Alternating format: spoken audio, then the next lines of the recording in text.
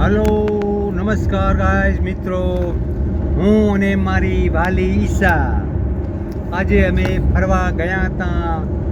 અમે ઊંઝા, સિદ્ધપુર, પાટણ અને મહેસાણા ઘૂમીને આવ્યા છીએ. કેમ પાણીપુરી ખાધી?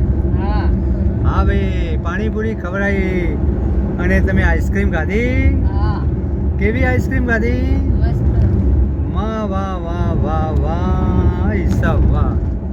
હા તો ભાઈ દેખો, જિંદગીમાં મોજ કરવાની હોય અને અમે અને ઈશા ફરીને આવ્યા છીએ અને હવે શાંતિથી ઘરે જઈએ છીએ.